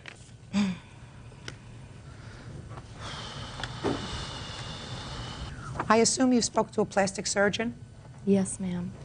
When does a plastic surgeon indicate that they may be able to make some headway with regard to correcting the scar that she has? Well, that would be 6 months to a year, which would include scar revisal, which would include removing the scar 3 times and sewing it back together. Why in the world, Mr. Granados, would you keep a dog that you know is capable of inflicting this kind of injury over, if I believed you, which I don't, over a child coming over just to pet your dog? Why would you keep a dog like that? Prior to that, I did not know he was capable of any type of injury. We have kids at our house, and You have kids at your house? Correct. And How to many this kids day, do you have at your house? well, just her nephew comes over once or twice a week. You're an idiot. Judgment for the plaintiff and the amount requested, $5,000. That's all. Parties are excused. You may step out.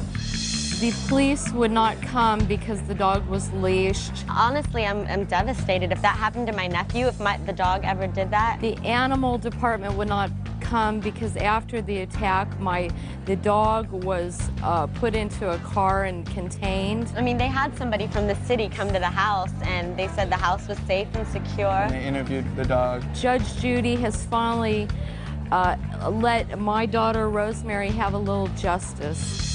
And now the next case. All parties in the matter of Arvizu versus Lawrence, step forward, please. 36-year-old police officer Edward Arvizu claims Deborah Lawrence's daughter, 14-year-old Autumn, made unauthorized phone calls on his calling card. Mr. Arvizu, you have a daughter, Yes, I do. and the defendant has a daughter. Yes. And your 2 girls were best friends Yes. for a long time. For how long? About 8 years. And then I gather that there was a time when your nephew, who lived out of state, came to visit you for a while. Yes, it was early of April this year. And the defendant's daughter sort of developed an attachment for your nephew. Yeah, I believe so. And then he went back home. Yes. What state do you come from? Arizona. And what state does nephew come from? California. After he went home, you got a whopping telephone bill. Yes, I did. $1,042.42. Is that right? Yes, it is. So did you call the phone company and I noticed that I recognized all of the numbers. whose numbers were they? The originating number was from my sister's house, where my nephew lives, and What were these, collect calls or? calling card. Calling card? Yes. Oh, so somebody got a hold of your calling card. Yes. Go ahead. The numbers that the calls were placed to were also familiar. My daughter said, "That's Autumn's number, Dad." So That's Autumn. Yes. So what did you do next? I called my sister, sent her a copy of the bill. She was not happy, but was willing to accept the responsibility. And I also did the same thing with Autumn's mother, sent her a copy of the bill. She I told was me never mailed a copy of the bill. She told me that I got a call back a few days later that she would only accept responsibility for the calls that Autumn made. And at this point on the first bill, it was only like $12.96. Okay. Well, that would be fair, to only accept responsibility for the calls that Autumn made. But then you got another bill. Yes. What was the next bill? $1,451.40. And how much of that bill is attributed to phone calls that Autumn made? I only have it figured out with tax and from the prior month. For the second month, $1,349.35. So she made all the calls? Yes. Next month. Plus $1,296. Yes. So $1,352.31. When their nephew came to visit, a crush happened for both of them. It wasn't just one. She was 13, he was 17. Their son drove the nephew home, and apparently the son had left his wallet there because he had expressed to Autumn he needed to mail it back. How he got the PIN number, I do not know. But the calls originated from him. When he spoke to my daughter, he said, "Call me at this number," and he gave her a calling card. Well, he didn't give her a card. He gave her the a number. card number and a Okay, PIN Autumn, did you recognize the number on that card? At first. You've called that number many times over the last 8 years, isn't that right? Because your friend lives there, Yes. right? Yes. So you realize that card had the same telephone number as your friend, as the Arvizus, right? Yes. Who'd you think was going to pay for that? I didn't think about it at Right, you didn't think about it. That's the when bottom line of it. When he gave her the number and the PIN number, the only calling cards that Autumn has ever had are the ones that you buy in stores, The PIN numbers are not attached. They're ones that you create. And he told her this was, you make your own PIN number. You make your own, you have the number, but you don't have a PIN number. You make your own. So what? He told her it was his. So what? And that this was okay, and that when she asked how many minutes were on it, he said unlimited. Did you have that whole conversation with him? Yes. You see, 13-year-olds are very smart, Ms. Laurent. 13-year-olds are so smart when it comes to these numbers. They know all about that. No, they don't. No, yeah, at they least do. not my daughter does not. Well, who do you think should pay this $1,349.35? Him? No, I think that the nephew should. He's 17. He's not responsible to pay anything. He is the one who got the number. There is no way that she could have. Listen to me. She would Listen not to me. have done anything that would have caused somebody to pay a lot of money. Responsibility. She lives in your house, right? Yes, she does. Did she use your telephone to call him? Yes, she did. To call him. How much of a phone bill did you get? Because he gave her a number for a calling card that was prepaid. Answer my question. Did she use your telephone? No. Yes, she used my telephone. But she did not bill it to you? No. And that's because she knows that calling costs money. Yes. But you know how long you have to sit on the phone to work up a bill of $1,362.31? A very, very long time. Yes. Now, in the second month, most of those calls came from her. Well, he would page her on her pager using the calling card, and then she would return the call. Your Honor, I have the bills here that show how many times she called. The times are on the bill. Oh, she called him and sat on the phone with him, right? Yes. Is this the nephew? Yes, it is. Step up here. What's your name? Brandon. Where'd you get the card from? I found it on the floor in my cousin's room. And you knew it was the wrong thing to do to have it, right? No, I didn't find the card. I just found the number. The number? Yeah, it was written down on a piece of paper. So what'd you use it for? At the time, I wasn't thinking. Well, you weren't thinking a lot. Pretty much. What happened in the second month? You stopped calling so much. I just didn't call. I just paged her, and then she'd call me back. Why? I don't know. I just What do you mean you don't know? I didn't. Did you get in trouble with your mother? No. Did your mother say anything about the first bill? The second bill did not show up until, wasn't even knowledgeable until after they had stopped making calls because of the way that they mail out the bills. There was no knowledge of a second month until after the calls had stopped. You have to accept responsibility for what your daughter did. My daughter didn't do anything intentionally. She trusted this boy. He told her it was a calling card number that was prepaid. What? So what? She would never have done it. She would never have used it because she adores this family. She's known What grade are you in school? 9th. How do you do in school? Good. Let me hear, what was your grade last semester in math? A. What was your grade in English? A. What was your grade in social studies? A. So you're not stupid. No. No, but Judgment for the naive to plaintiff in the world. amount of $1,362.31. Don't avoid responsibility. It's a very, very bad lesson and message to send to your daughter. No, it was That's a all. bad message for him. Excused. You may step out. Yeah, this is case number 209 on the calendar in the matter of Moore versus Optional.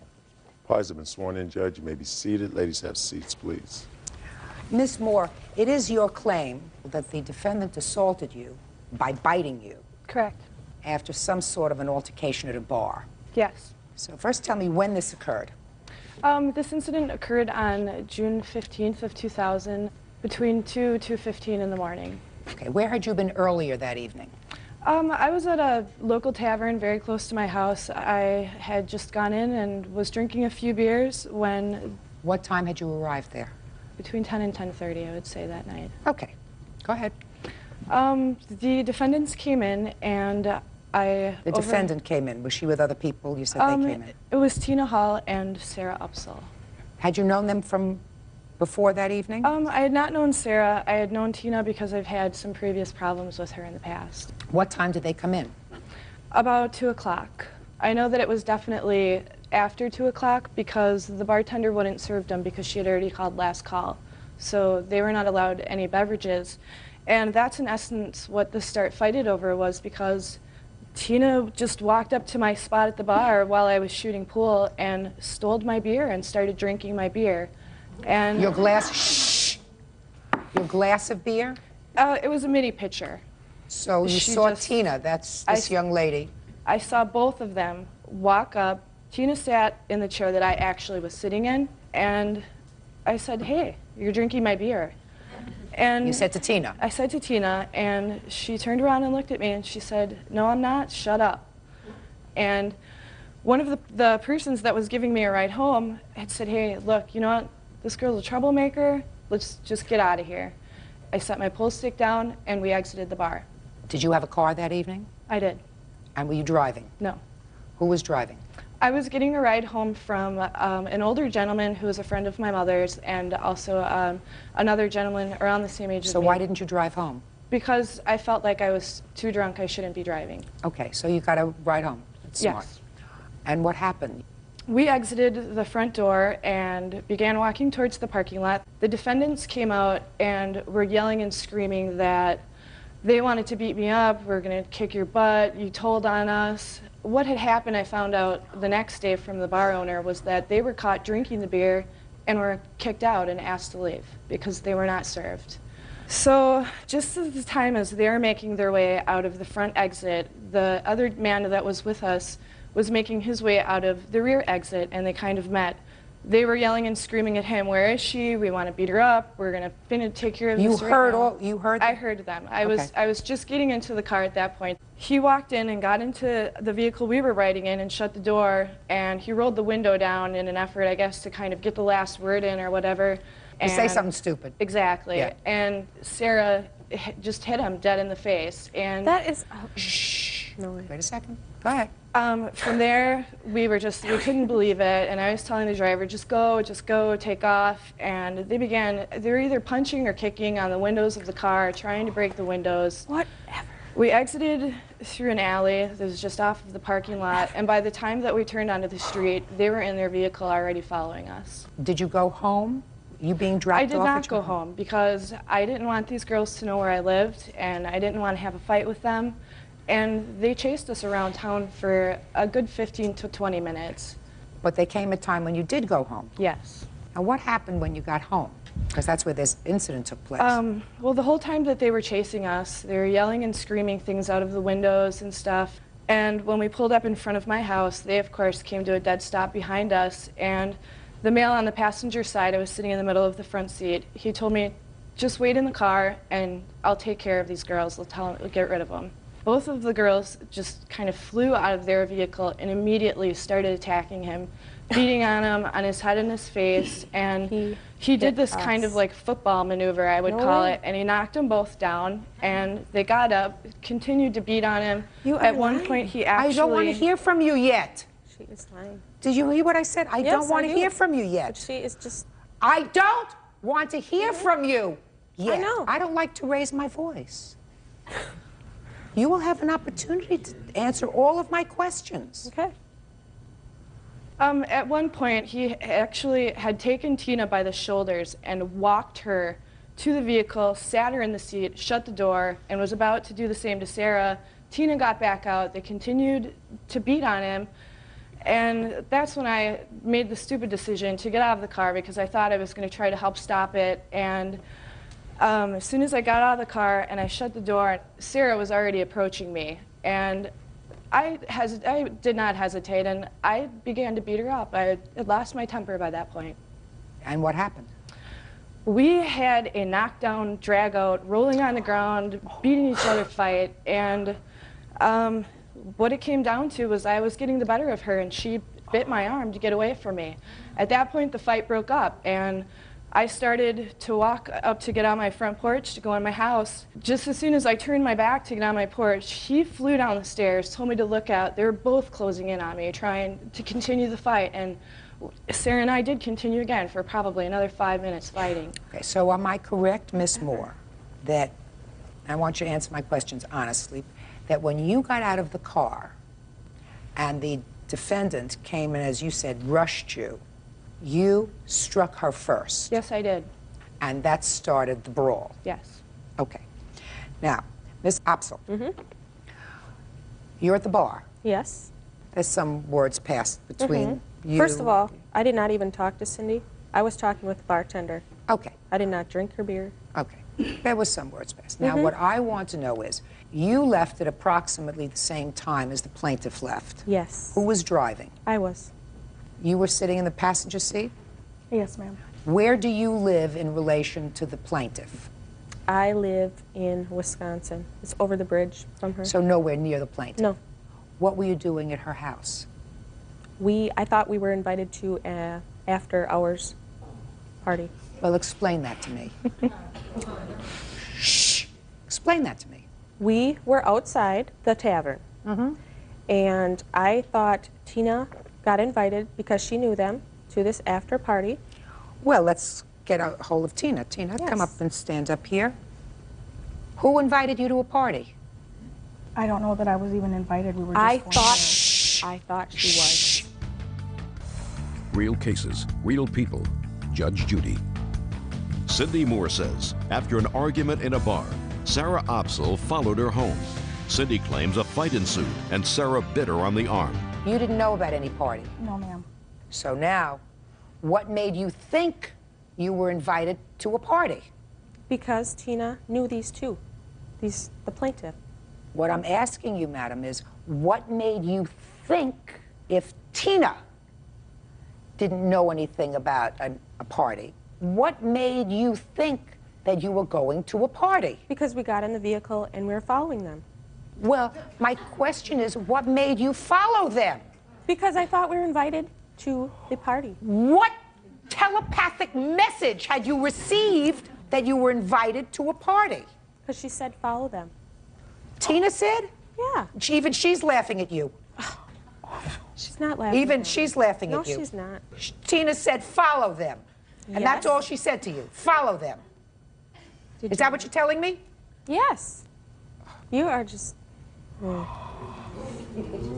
You're trying to put words in my mouth. No, I'm not. I want to know what you were doing. You live in a different state from the plaintiff. Yes. In a different state. There were clearly words exchanged, not necessarily between you and the plaintiff, but perhaps between Tina and the plaintiff outside the bar. You get into your car. Instead of going home at 2:30 in the morning, you follow the car around town for a while because Tina told you to follow them. And you assumed it was to go to a party. Yes. Okay. You had no business being there. Being where? At her house. I wasn't at her house. Now, yes, you were. You were at her house. Now, once at her house, Tina, you tell me what happened when you pulled up in front of her house. When we got to her house, we all exited the vehicles. Who's all? Sarah, myself, Cindy, and her boyfriend or friend at the time. We were having words. I don't know. You mean as soon as you got out of the car, there started to be an altercation? Yes. And not a party. Not a party. Apparently not at the time. Apparently not. No. Okay. Go ahead. And her friend came up to me and literally did take me by the shoulders, but he didn't put me in the vehicle. He slammed me up against the vehicle. And then she seen that this was happening, so Sarah came over by me and asked him not to do that. You don't do that. And then somewhere along the line, that's when Cindy came over to her and bit her. There was no slapping. There was no punching, no rolling around, none of that. Who bit whom? Sarah did bite Cindy, but Cindy was coming at her. Self-defense. Self-defense. Not in my book. You wouldn't have been there to have to defend yourself if you hadn't followed them home looking for a fight. I wasn't looking for a fight. Oh, yes, you were. No, I looking for a fight. I was not looking for a party. Looking for a fight. Why would Where I did she look bite for you? a fight? I have no idea, madam. I have no idea why you're out 2:30 in the morning looking for a drink, period. And I have no idea why, if you live in one state, you followed her home to her house, which is in another. I'm speaking, which is in another over state. The bridge. It is not another state to state. I lived in Michigan. She lived in Wisconsin. Just a minute. That's another state. I'm not really good at geography, but one state is Michigan, one state is Wisconsin. I don't care if it's just over a bridge. It's not your house. I know you followed her to her house. And you followed her to your house because she said, follow him. You said, oh, I guess she means follow. We're going to have a party with all these people who we didn't get along with at the tavern. All right, madam, I want you to step up here and I want to see where she bit you. I don't even know Cindy to look for a fight.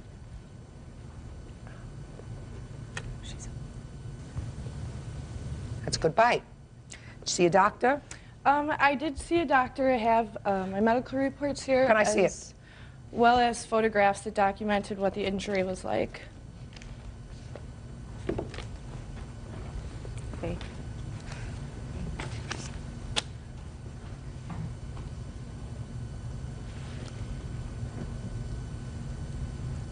Did you make a police report about this?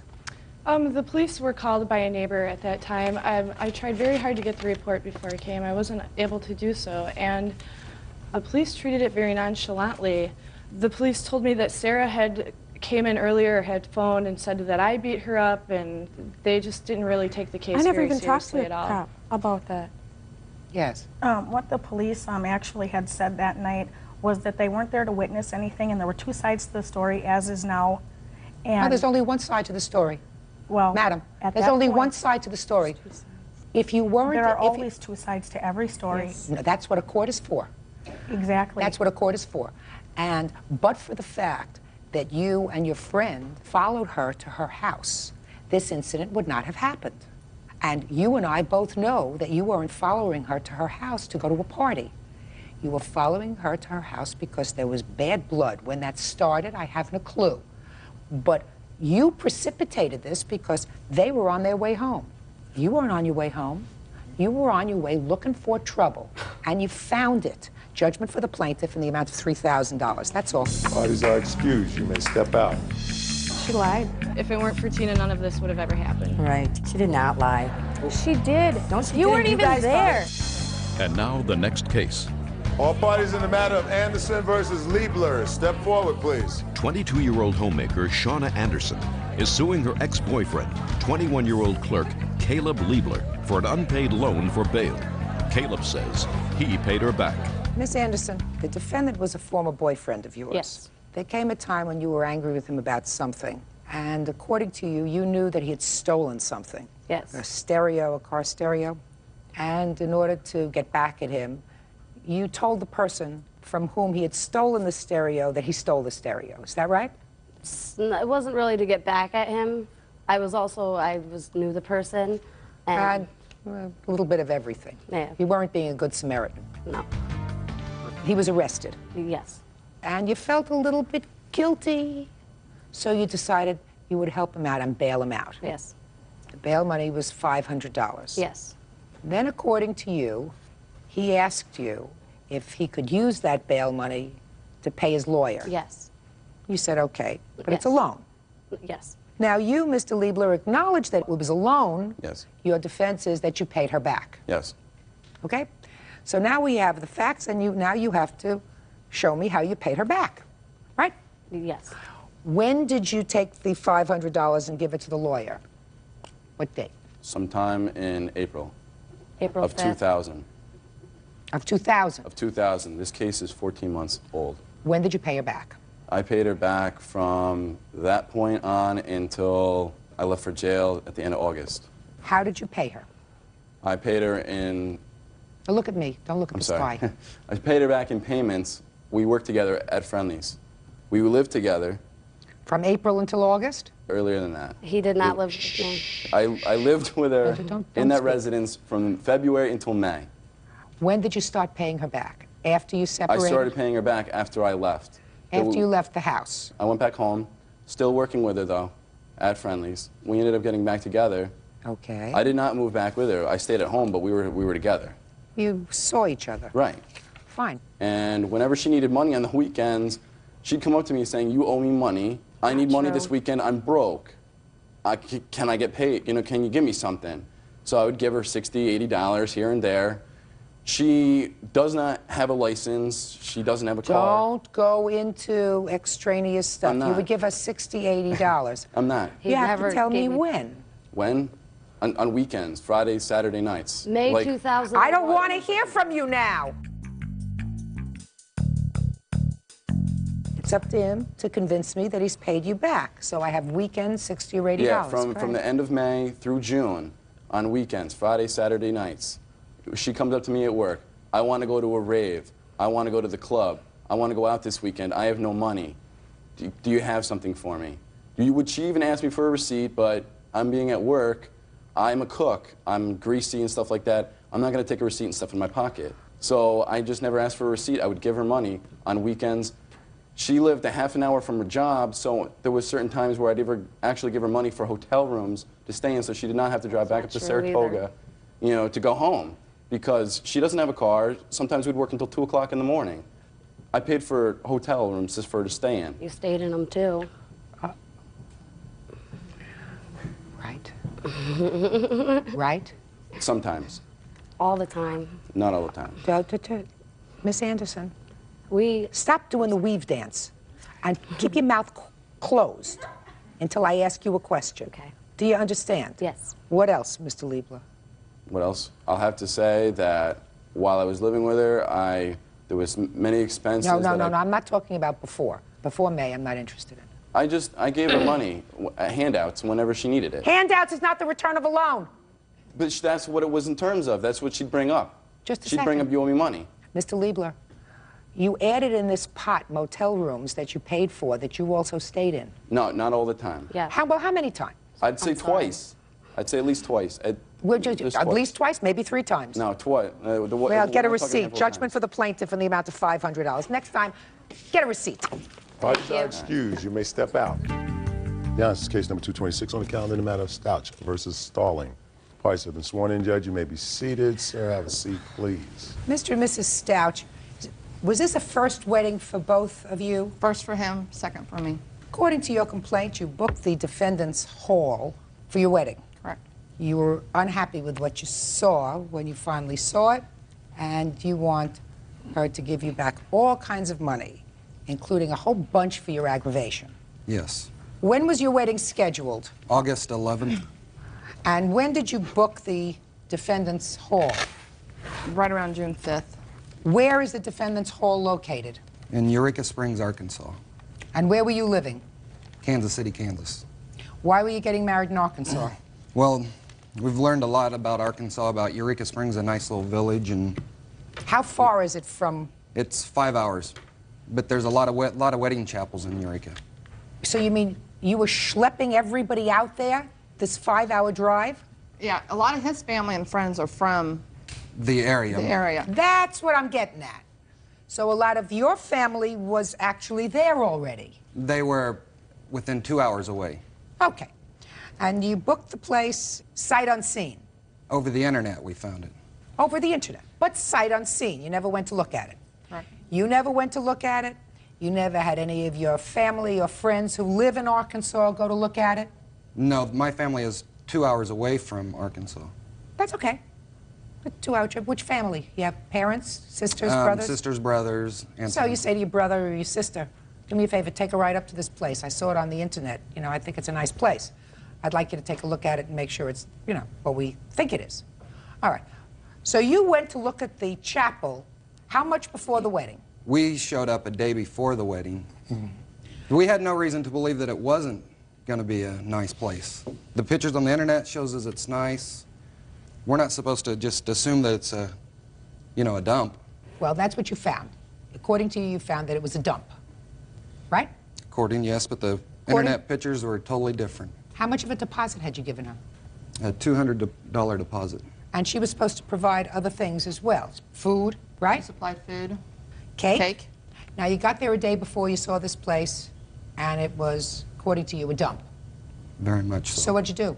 Spent the whole next day trying to find a new place. I went to the Chamber of Commerce. I went to try to get a hold of her. It took many hours to get a hold of her. The Chamber finally got a hold of her for us. I explained to her that we couldn't get married there. She refused to give us any money back. Then the Chamber actually got a hold of her, and she decided to give us $275 and give us the food and the cakes. But the cake was, in my opinion, unedible. It tasted like the place smelled. Shh. I'd just like to see some photographs if you have them. I'm not to you yet. There's before, what it was supposed to look like. Then there's some. We have quite a few that we've taken of what it actually looks like. Okay.